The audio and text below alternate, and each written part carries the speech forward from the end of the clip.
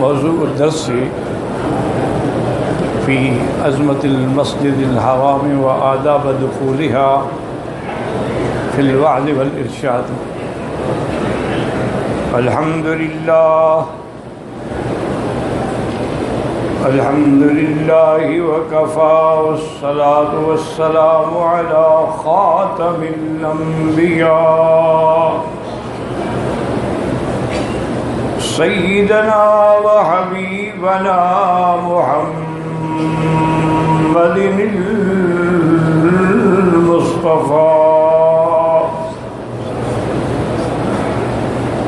وعلى آله المجتبى وأصحابه النجبى. اللهم صل على سيدنا محمد النبي الأمي الهاشمي وعلى آله وأصحابه نجوم الهدى. أما بعد، فقد قال الله تبارك وتعالى في القرآن المجيد والفرقان الحميد: أعوذ بالله من الشيطان الرجيم، بسم الله الرحمن الرحيم.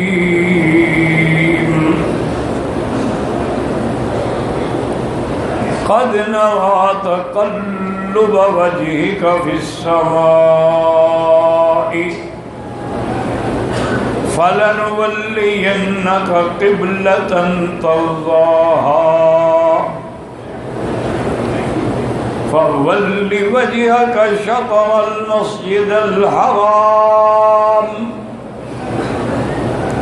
صدق الله العلي العظيم.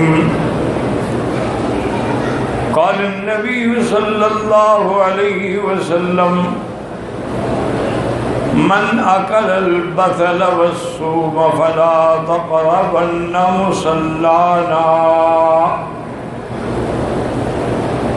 أو كما قال النبي صلى الله عليه وسلم. صدق رسوله النبي الكريم، ونحن على ذلك لمن الشاهدين ومن الشاكرين، والحمد لله رب العالمين. رب اشرح لي صدري ويسر لي أمري واحلل عقدة من لساني يفقهوا قولي. رب زدني علما، سبحانك لا علم لنا إلا ما علمتنا إنك أنت العليم الحكيم. برادران اسلام، واجب الاحترام بزرگوں، دوستوں، بھائیوں، عزیز نوجوانوں، اللہ تبارک و تعالیٰ کے کلام مقدس میں سے آیت مبارکہ اور آقا انعامدار حبیب کبریا سیدنا محمد مصطفیٰ صلی اللہ علیہ وعلا آلہ واصحابہ وسلم تسلیما کثیرا کثیرا کہ فرامین مبارکہ میں سے ایک حدیث تلاوت کی ہے. دعا فرمائیں کہ اللہ تبارک و تعالیٰ اس عاجز کو صحت، عافیت کاملہ، دائمہ، عاجلہ اور حق بات بیان کرنے کی توفیق عطا فرمائیں. آپ کو حق سننے، سمجھنے کی اور ہم سب کو مل کر حق پر چلنے کی توفیق عطا فرمائیں. پروردگار عالم تمام آنے والوں کی حاضری، حج، عبادات، زیارات، خیرات، صدقات منظور و مقبول فرمائیں. میں نے آج جو آیت مبارک تلاوت کی ہے اس کا تعلق جو ہے مسجد الحرام سے ہے۔ ایک بات اچھی طرح سمجھ لیں کہ اس مقام کو اللہ نے مسجد الحرام بھی فرمایا ہے، اسی کو کعبہ بھی فرمایا ہے، اور اللہ تبارک و تعالی نے البلد الامین بھی فرمایا ہے، اور اللہ نے اس کو صرف البلد بھی فرمایا ہے، اور اللہ نے اس کو ام القریٰ بھی فرمایا ہے۔ تو اس کے بہت نام ہیں الحمدللہ کتابوں میں، اور ساری دنیا میں کائنات میں سب سے افضل اعلیٰ ارفع مسجد اگر ہے تو مسجد الحرام ہے۔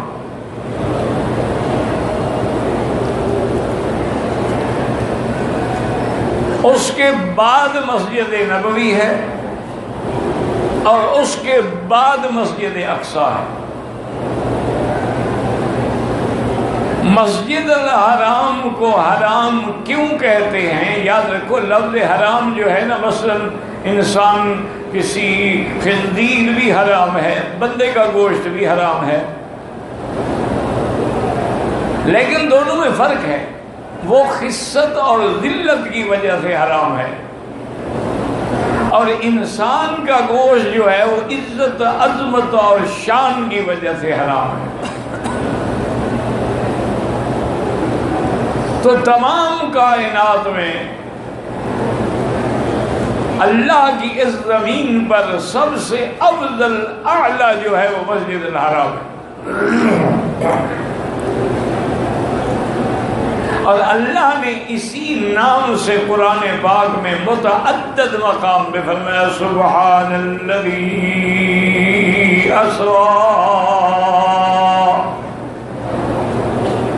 اسرا بعبدہ لیلا من المسجد الحرام الی المسجد الاقصی،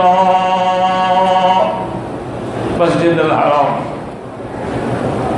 اسی طرح اللہ نے فرمایا میرا مدنی اعلان کر دیں کہ انما المشرکون نجس فلا يقربوا المسجد الحرام بعد عامهم هذا۔ میرا مدنی مشرک پلیت ہے۔ کیا مانا؟ یاد رکھو، ایک پلیتی تو ظاہر ہوتی ہے نا، نجاست ہے، نجاست بدنی ہے، لیکن ایک پلیتی اصل ہے معنوی کی، عقیدے کی وجہ سے یہ پلید ہے۔ اس کو اس سال کے بعد اللہ کے اس گھر مسجد الحرام میں داخل ہونے کی اجازت نہیں، اور اللہ کی شان ہے کہ جس بندے کے دل میں شرک کے جراثیم تھوڑے تھوڑے بھی ہوں نا، وہ مکے میں آ بھی جائے تو اس کو حرم کی جماعت نصیب نہیں ہوتی، چونکہ اللہ کا فیصلہ تو نافذ ہونا ہے۔ تو اللہ نے یہاں بھی فرمایا مسجد الحرام،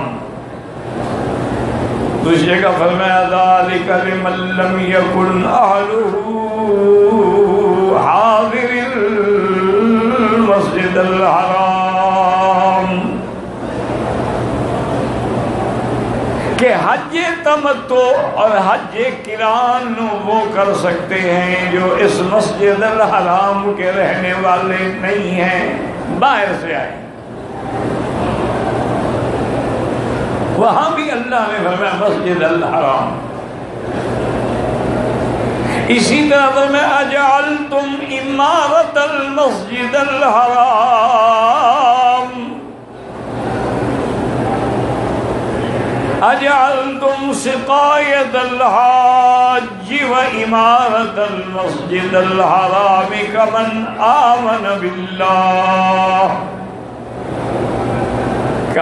آمن باللہ والیوم الآخر۔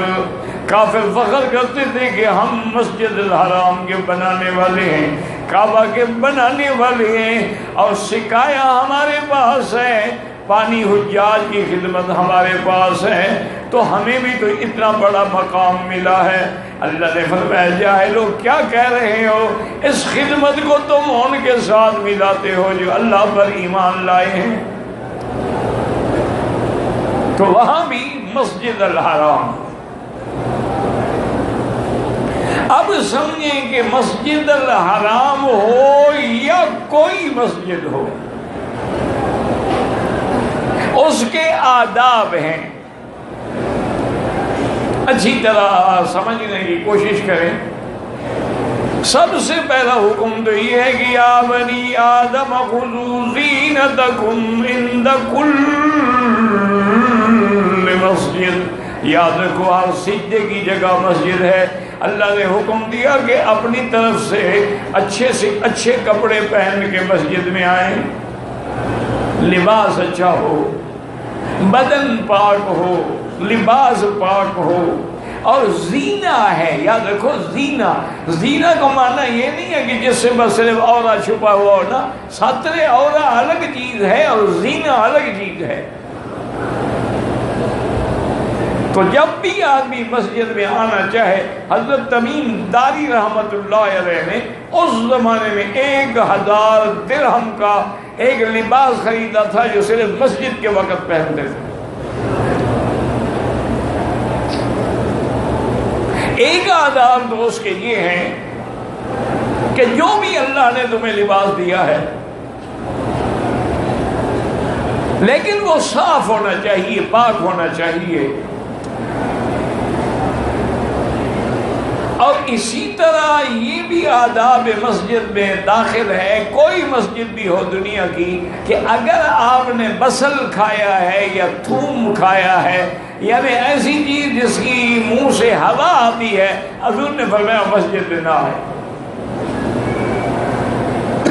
کیونکہ مسلمانوں کی ایذا کا سبب نہ بنے اور فرشتوں کے ایذا کا سبب نہ بنے۔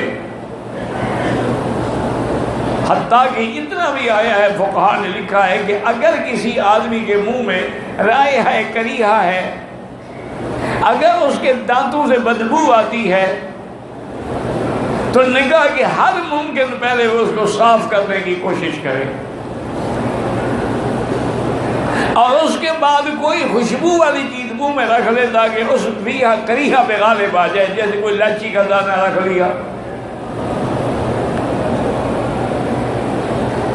تاکہ دوسرے کے لیے ایذا کا سبب نہ بنے۔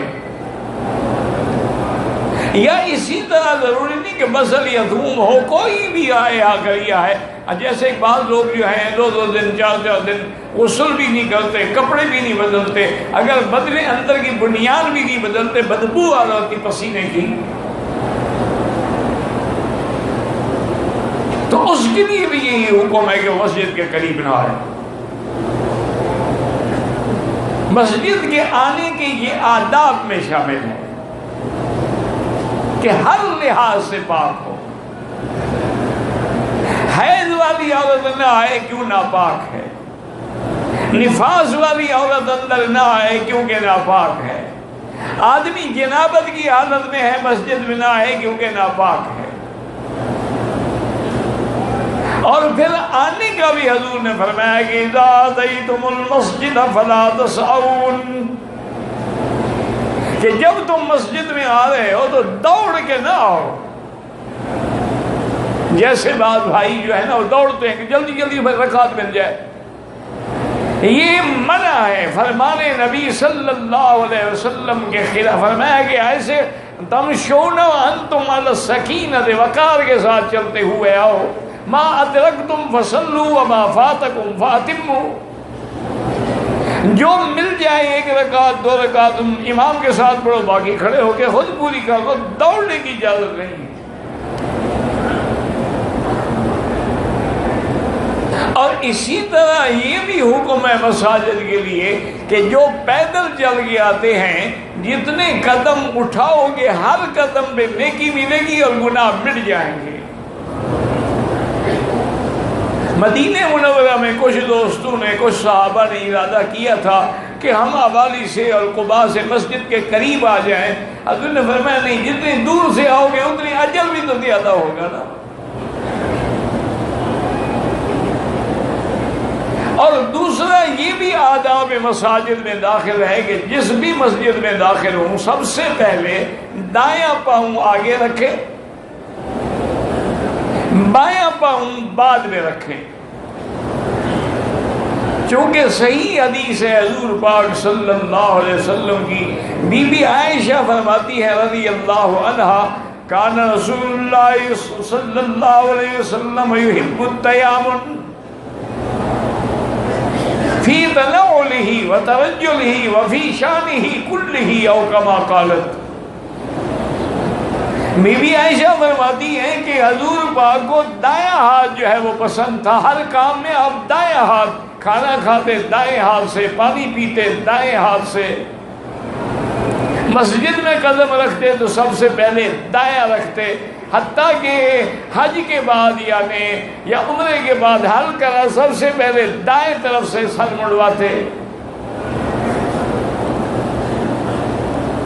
یعنی ہر خیر کا کام، بہتر کام جو ہے وہ دائیں ہاتھ سے کرتے تھے.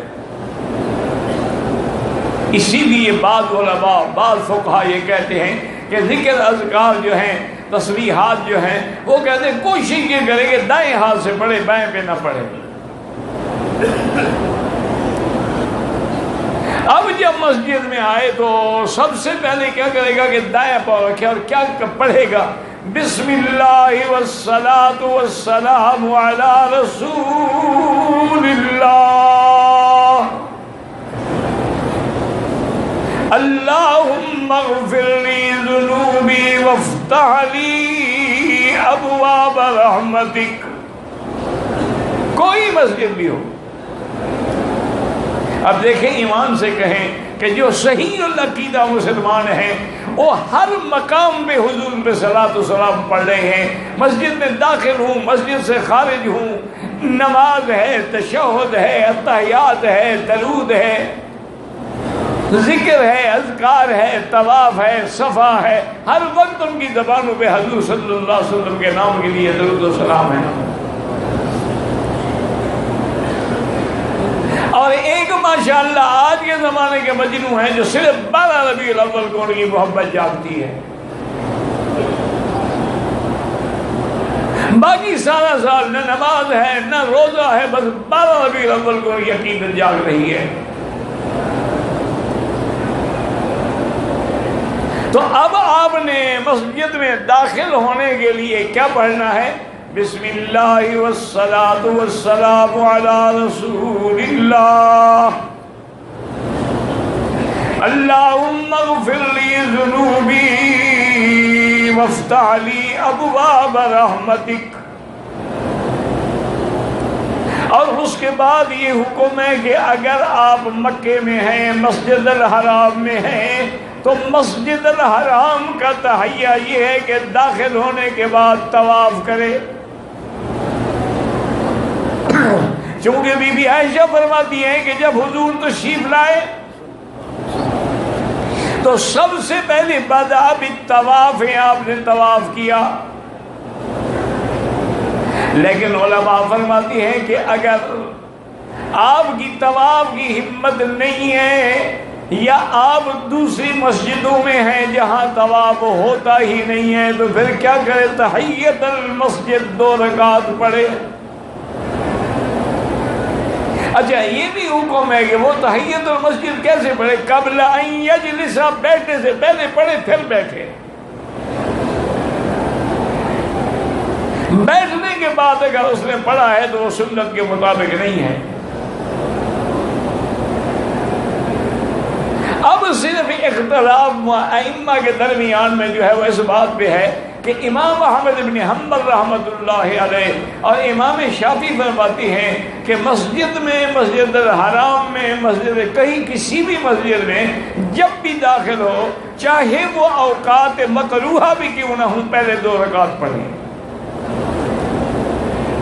لیکن امام ابو حنیفہ رحمۃ اللہ علیہ فرماتے ہیں کہ نہیں، اگر اوقات مکروہ ہیں تو چونکہ ایک حدیث مبارک میں نہی ہے کہ لا صلاۃ بعد الفجر حتی تطلع الشمس ولا صلاۃ بعد العصر حتی تغرب الشمس، فجر کے بعد نماز نہ پڑھو جب سورج نہ نکلے اور نکل کے اونچا ہو جائے، اور اسی طرح عصر کے بعد نماز نہ پڑھو جب تک سورج ڈوب نہ جائے۔ وہ کہتے ہیں کہ اگر اوقات مکروہ ہیں، ہاں طواف کر سکتا ہے لیکن نماز نہ پڑھے۔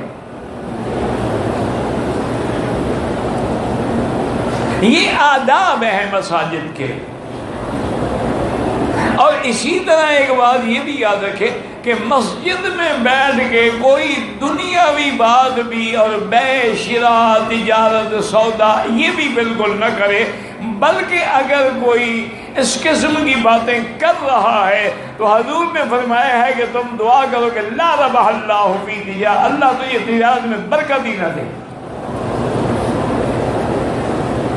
کہ یہ اللہ کا گھر ہے، یہ اللہ کے ذکر کے لیے ہے، یہ تیرے بے شراء کرنے کے لیے ہے۔ حتیٰ کہ علماء نے یہ لکھا ہے کہ اگر قرآن پاک بھی پڑھ رہا ہے تو زور سے تلاوت نہ کرے کہ دوسروں کے اندر تشویش پیدا ہو۔ اسی طرح حدیث مبارک میں ہے، حضرت صاحب ابن یزید فرماتے ہیں کہ میں نے دیکھا کہ مجھے ایک آدمی نے ایسے چھوٹی سی ہلکی سی کنکری ماری، میں متوجہ ہوا، دیکھا تو امیر المومنین حضرت عمر ہیں۔ آئے اور فرمایا کہ وہ دو بندے جو ہیں نا وہ جو زور زور سے باتیں کر رہے ہیں ان کو لے کے آؤ۔ وہ ان کو لے کے آئے تو آپ نے فرمایا کہ من انتما، اور ایک روایت میں کہ من این انتما، تم کون ہو اور کہاں سے رہنے والے ہو؟ انہوں نے کہا کہ نحن من اہل الطائف، کے حضرت امیر المومنین ہم طائف کے رہنے والے ہیں۔ فرمایا واللہ لو کنتما من اہل المدینہ لاوجعتکما، اگر تم مدینے کے ہوتے نا میں تمہیں بیت مار مار کے زخمی کر دیتا کہ اللہ کے نبی کے مسجد میں کھڑے ہو کے آواز اونچی کر رہے ہو۔ تو اس لیے حکم ہے کہ مسجد میں بیٹھ کے چاہے ذکر بھی ہو، چاہے آپ تلاوت کریں، زور سے نہیں کریں، اتنی کریں جو آپ سن سکیں، اور جتنی دیر مسجد میں رہیں اللہ کے ذکر میں مشغول رہیں۔ فی بیوت اذن اللہ ان ترفع ویذکر فیہا اسمہ، یہ اللہ کے گھر ہیں، اس لیے بنائے گئے ہیں کہ یہاں اللہ کا ذکر ہو، اللہ کی تسبیح ہو، اللہ کی تحمید ہو، اللہ کی تحلیل ہو۔ یہ بھی آداب مسجد میں داخل ہے۔ اور اسی طرح حضور پاک کے زمانے میں حدیث مبارک میں ہے کہ امرأۃ سوداء او رجل اسود، یعنی یہ راوی کو شک ہے، حدیث میں شک نہیں ہے، حدیث صحیح ہے، لیکن راوی کو یہ شک ہے کہ ایک کالی عورت تھی، یک پتہ نہیں کالا مرد تھا، یقیم المسجد، حضور کی مسجد میں آگے صفائی کرتا تھا، جھاڑو دیتا تھا، صفائی کرتا تھا، تو وہ چند دن نظر نہ آیا۔ حضور نے فرمایا کہ وہ کہاں ہے؟ انہوں نے کہا یا رسول اللہ ماتت، وہ تو مر گئی عورت۔ اور عجیب بات ہے، حل آذنتمونی، تم لوگوں نے مجھے اطلاع کیوں نہیں دی کہ وہ مر گئی ہے؟ دلونی علی قبرہا، مجھے چل کے بتاؤ کہ اس کی قبر کہاں ہے۔ حضور پاک صلی اللہ علیہ وسلم اس کی قبر پہ آئے، فصلی علی قبرہا، قبر پہ کھڑے ہو کے آپ نے جنازہ پڑھا۔ اس سے کئی مسئلے حدیث مبارک سے نکلے۔ ایک تو یہ ہے کہ حضور نے فرمایا کہ مجھے خبر کیوں نہیں دی؟ اگر انبیاء عالم الغیب ہوں تو خبر دینے کا کیا مطلب؟ آپ کو تو ہر بات کا پتہ ہوتا۔ اور دوسرا مسئلہ یہ ہے کہ جیسے بعض ائمہ کے نزدیک نماز جنازہ غائبانہ پڑھنا جائز ہے، ان کی دلیل یہ ہے کہ حضور پاک نے جب نجاشی حبشے کا بادشاہ فوت ہوا تو فرمایا اپنے صحابہ کو، ماتا کو نجاشی، آج تمہارا بھائی نجاشی فوت ہو گیا، صلو علیہ، آؤ اس پہ جنازہ پڑھیں۔ تو حضور پاک نے مدینہ منورہ میں جنازہ پڑھا۔ وہ فوت تو حبشہ میں ہوئے تھے۔ اس سے وہ دلیل پکڑتے ہیں کہ اگر غائبانہ جنازہ پڑھا جائے، کوئی آدمی کسی ملک میں مر گیا، ہم یہاں اس کا جنازہ پڑھے، وہ کہتے ہیں جائز ہے۔ امام ابو حنیفہ رحمۃ اللہ علیہ فرماتے ہیں کہ بھائی وہ نجاشی کا جنازہ جو ہے اس میں دو باتیں تھیں، ایک تو نجاشی محسن اسلام تھا، اور دوسرا یہ معجزہ تھا کہ اللہ نے حضور کو خبر دی، جبریل نے آ کے بتلایا کہ نجاشی فوت ہو گیا ہے۔ اور تیسری وجہ یہ بھی ہے کہ جب حضور جنازے پہ کھڑے ہوئے تو گویا نجاشی کی میت آگے رکھی ہے، تو یہ تو معجزہ تھا حضور کا۔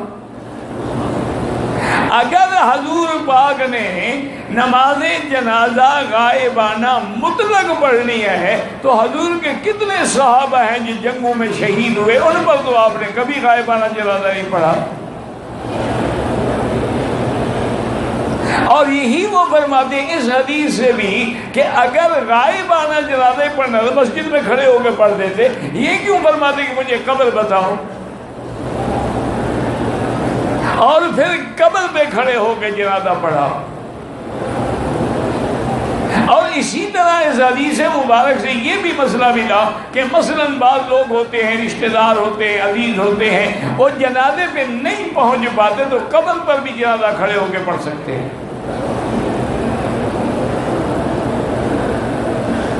تو آداب مسجد میں یہ ہے کہ جیسے اللہ پاک نے حضرت ابراہیم علیہ السلام کو کہا وَطَهِّرْ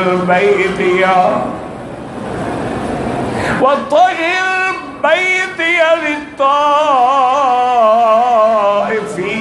وَالْعَاكِفِينَ وَالرُّكَّعِ السُّجُودِ، اللہ نے فرمایا ابراہیم میرے گھر کو پاک کرو،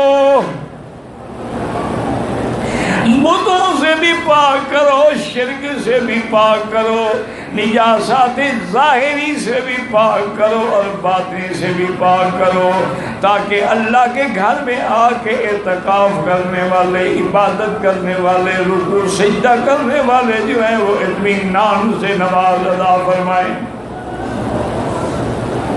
اور یہ شرف بھی اسی مسجد الحرام کو حاصل ہے، یاد رکھو۔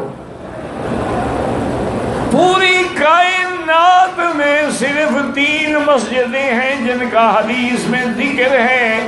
آپ نے فرمایا کہ میری مسجد میں ایک نماز 1000 نماز کے برابر ہے، اور مسجد اقصی میں ایک نماز 500 نماز کے برابر ہے، الا المسجد الحرام، لیکن مسجد الحرام میں ایک نماز 1,00,000 کے برابر ہے۔ اچھا یہاں اچھی طرح سمجھ لیں، دعا کریں اللہ آپ کو بھی ہمیں بھی مدینہ پاک کی حاضری نصیب فرمائے اور ادب کے ساتھ نصیب فرمائے۔ اللہ اکبر۔ تو اب فرماتے ہیں بعض روایات میں 50,000 بھی ہیں، لیکن صحیح روایت یہ ہے کہ آپ نے فرمایا میری مسجد میں 1,000 اور مسجد الحرام میں 1,00,000۔ لیکن یہاں مسئلہ اچھی طرح سمجھ لو، مسجد الحرام سے مراد تو پورا مکہ ہے، چونکہ سارا مکہ مسجد الحرام ہے۔ جہاں بھی نماز پڑھے گا تو 1,00,000 ملے گا، اگر مسجد میں پڑھے گا تو 25 درجے اور بڑھ جائیں گے جماعت کے، اور اگر جامع مسجد میں پڑھے گا تو 27 درجے بڑھ جائیں گے، اور اگر کعبے میں آ کے پڑھے گا تو پھر اس کا تو کوئی حساب ہی نہیں ہے۔ اچھا بات یاد رکھیں کہ بعض عاشقوں نے، عاشق بھی تو اپنے منع کرتے ہیں نا، اسی لیے ایک اللہ والے نے لکھا ہے کہ ابلیس لعین جو تھا نا بدبخت، عالم بھی تھا عارف بھی تھا، لیکن افسوس ہے کہ عاشق نہیں تھا۔ عالم تو تھا نا کہ ملا العالم میں فرشتوں کے ساتھ پڑھتا رہا، اور عارف بھی تھا کہ اللہ نے حکم دیا کہ نکل جاؤ بدبخت، لیکن کہتے ہیں رب انظرنی الی یوم یبعثون۔ عارف تھا، جانتا تھا کہ بندہ غصے میں آ کے قابو نہیں رکھ سکتا، لیکن اللہ کی ذات تو پاک ہے، چاہے جلال کا وقت ہے پھر بھی دعا مانگ لی۔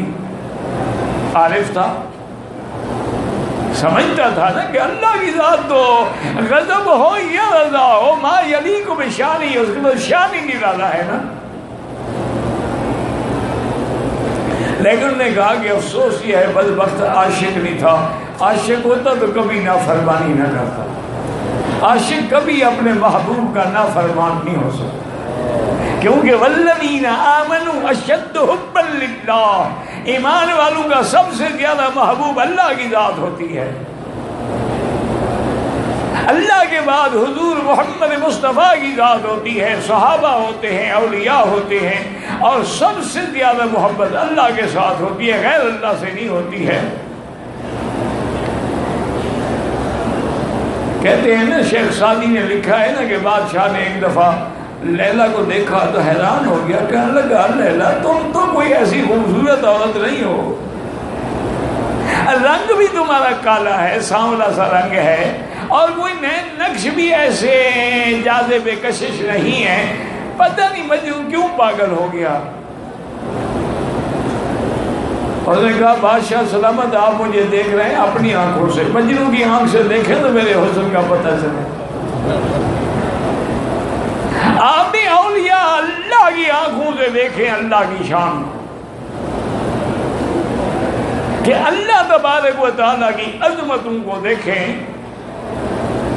تو اس لیے یاد رکھیں کہ اللہ تبارک و تعالیٰ کے یہ جو گھر ہیں، یہ مسئلہ سمجھ لیں کہ مسجد نبوی میں ایک نماز کا 1000، لیکن یاد رکھو وہ نماز 1000 تب ملے گا جب مسجد نبوی کی جماعت کے ساتھ پڑھو گے۔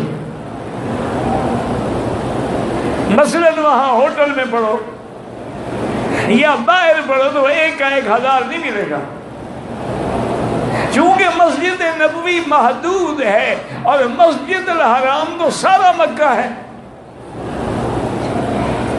کیونکہ اللہ فرماتے ہیں نا کہ تمتع اور قران کون کر سکتے ہیں؟ جن کے بال بچے مسجد الحرام میں نہ رہتے ہوں، تو بال بچے مسجد الحرام میں تو نہیں رہتے، وہ تو مکے میں رہتے ہیں۔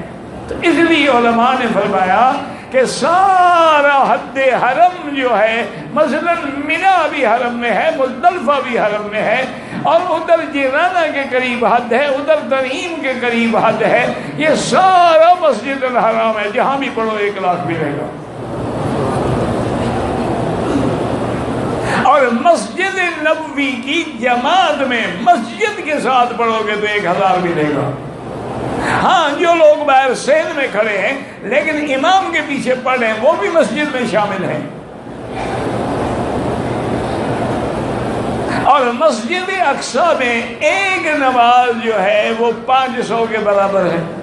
اب میں بات بتا رہا تھا آپ کو کہ بعض عاشق جو ہیں انہوں نے ایک بات اور بھی لکھی ہے، انہوں نے کہا کہ سرکار دو عالم درود شریف نہیں پڑھنا منع ہے۔ یہاں وہاں بھی لوگ رہتے ہیں بھی، یہاں کیا درود شریف؟ آپ کا کیا خیال ہے؟ یہاں جب اذان ہوتی ہے تو اشہد ان محمد رسول اللہ پڑھتے ہیں؟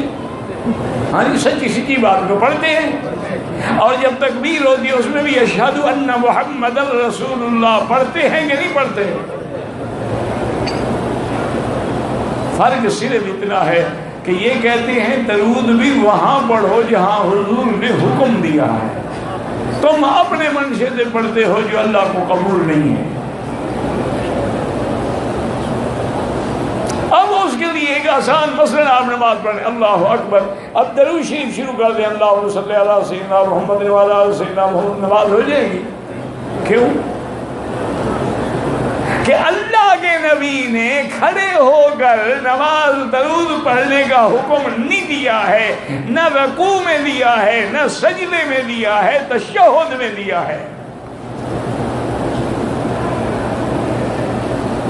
اچھا انہوں نے کیا ترجمہ؟ انہوں نے کہا، حضور نے فرمایا کہ میری مسجد میں، اب غور کریں گے تو بات سمجھ آئے گی، ادھر ادھر توجہ نہ ہو۔ آپ نے فرمایا کہ میری مسجد میں ایک نماز کتنے کے برابر ہے؟ اور مسجد الحرام، اب بات سنیں سمجھیں، انہوں نے کہا حضور نے یہ تو نہیں فرمایا نا کہ 1 اور 1 لاکھ، بات سمجھیں، انہوں نے فرمایا کہ آپ نے یہ تو نہیں فرمایا کہ میری مسجد میں 1 ہے اور مسجد الحرام میں 1 لاکھ ہے، فرمایا نا میری مسجد میں 1000 الا المسجد الحرام، تو وہاں لاکھ کو 1000 سے ضرب دینی ہوگی۔ نہیں سمجھ آئی بات میرے خیال؟ 1 ہو تو 1 لاکھ کے برابر ہو تو 1000 برابر 1 لاکھ، تو 1 لاکھ ضرب 1000، پھر اندازہ کریں کہ کتنے لاکھ بن جائیں گے۔ اور اسی طرح یاد رکھیں کہ مسجد الحرام کے یہ بھی آداب میں ہے کہ مسجد کو صاف رکھا جائے، يُنَظَّفُ وَيُطَيَّبُ، کیا معنی؟ صفائی بھی ہو، خوشبو بھی ہو۔ حضور پاک نے اپنی بیویوں سے بھی فرمایا تھا کہ اپنے گھر میں اگر کوئی کمرہ مسجد کے لیے مختص کر لو، اس کو صفا بھی کرو اور وہاں خوشبو بھی ہو۔ اسی لیے آپ دیکھتے ہیں کہ یہاں وہ عود جلاتے ہیں مبخرے میں لے کے، تاکہ اس کا دھواں جو اڑتا ہے تو ساری مسجد حرام میں خوشبو ہوتی ہے۔ تو یہ خوشبو ہونا بھی سنت میں شامل ہے، اور حضور کی محبوب ترین جو ہے وہ بھی خوشبو ہے۔ اور یہ مسئلہ بھی سمجھ لیں کہ حضور پاک نے رحمت دو عالم نے کسی اپنی مسجد میں یا کسی بھی مسجد میں کبھی سر ننگے نماز نہیں پڑھائی، نہ پڑھی ہے۔ صرف حالت احرام میں آپ نے سر پہ کپڑا نہیں ڈالا، احرام میں تو کپڑا ڈالنا نہیں ہے۔ آگے پیچھے حضور پاک نے کبھی نماز بغیر پگڑی مبارک کے یا ٹوپی کے نہیں پڑھی۔ حضور پاک عام طور پر ٹوپی کے اوپر بھی پگڑی باندھتے تھے، اور کبھی کبھی بغیر پگڑی کے صرف ٹوپی سے بھی نماز پڑھتے تھے۔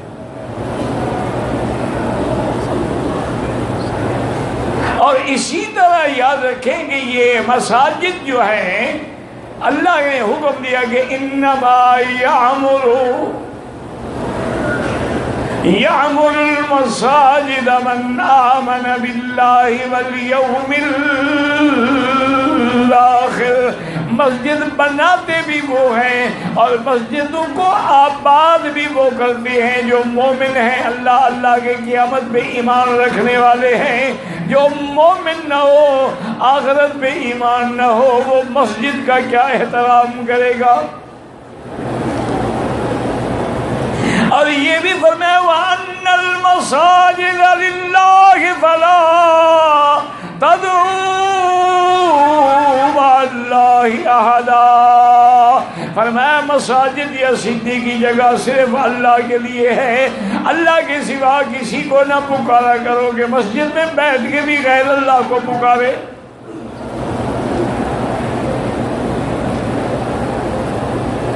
اور اسی طرح یاد رکھیں کہ یہ وہ مسجد الحرام ہے جس کی بنیاد اللہ تبارک و تعالی نے ویسے تو آدم سے پہلے بھی ہے، لیکن جس کا ذکر قرآن میں ہے، اللہ کے 2 پیغمبر ہیں، حضرت ابراہیم اور حضرت اسماعیل، جو اس گھر کو بنا رہے ہیں۔ اور خدا کی شان دیکھیں کہ یہاں بھی 2 پیغمبر ہیں، اور مسجد اقصیٰ جب بنی تو وہاں بھی 2 پیغمبر ہیں، ایک حضرت داؤد علیہ السلام اور دوسرے حضرت سلیمان علیہ السلام۔ یعنی عمارت تو داؤد کے زمانے میں شروع ہو گئی، لیکن تکمیل حضرت سلیمان علیہ السلام کے زمانے میں ہوئی۔ آج مسجد اقصی یہودیوں کے قبضے میں ہے، جہاں نجس یہودی اور یہودی لڑکیاں جو ہیں وہ عریاں لباس پہن کے اللہ کے اس گھر میں پھر رہی ہیں، اور مسلمانوں کو جمعہ تک پڑھنے سے روکا جاتا ہے، اور مسلمان چپ کر کے رو رہے ہیں۔ اللہ سے دعا کریں کہ یا اللہ ہم عاجز ہیں، بیکار ہیں، بدکار ہیں، بد کردار ہیں، بے بس ہیں، بے وس ہیں، اپنی قدرت کے ساتھ مسجد اقصی کو آزادی عطا فرما، اور اپنی قدرت کے ساتھ مسلمان کشمیر میں ہے، شام میں ہے، عرب میں ہے، عجم میں ہے، یا اللہ تیرے نام لیوا قدم قدم پہ ذلیل ہو رہے ہیں، ان کی خون سے کافر خون سے ہولیاں کھیل رہے ہیں، ہم تو بالکل بیکار ہیں، اپنی عاجزی کا اعتراف کرتے ہیں اور تجھ سے درخواست کرتے ہیں کہ ان ظالموں پہ اپنا قہر نازل فرما۔ اس لیے ہمیشہ یاد رکھیں کہ وہاں بھی دو پیغمبر ہیں اور یہاں بھی دو پیغمبر ہیں، وَإِذْ يَرْفَعُ إِبْرَاهِيمُ الْقَوَاعِدَ مِنَ الْبَيْتِ وَإِسْمَاعِيلُ، اور اس کے بعد لیکن ایک مسجد نبوی ہے جہاں ایک اکیلے حضرت محمد مصطفیٰ ہے صلی اللہ علیہ وسلم۔ تو اللہ آپ کو بھی، اور یہ ایک مسئلہ رہ گیا کہ جب مسجد میں داخل ہوں تو کیا پڑھیں گے؟ بسم اللہ والصلاة والسلام علی رسول اللہ، اللہم اغفر لی ذنوبی وافتح لی ابواب رحمتک۔ اور جب باہر نکلو بایاں ہاتھ پیر بایاں پاؤں پیر نکالو اور پڑھو گے بسم اللہ والصلاة والسلام علی رسول اللہ، اللہم اغفر لی ذنوبی وافتح لی ابواب فضلک۔ اور ایک حدیث میں یہ بھی پڑھو اللہم اعصمنی من الشیطان الرجیم۔ اللہ آپ کو بھی اور مجھے بھی تمام مساجد کا ادب کرنے کی توفیق عطا فرمائیں۔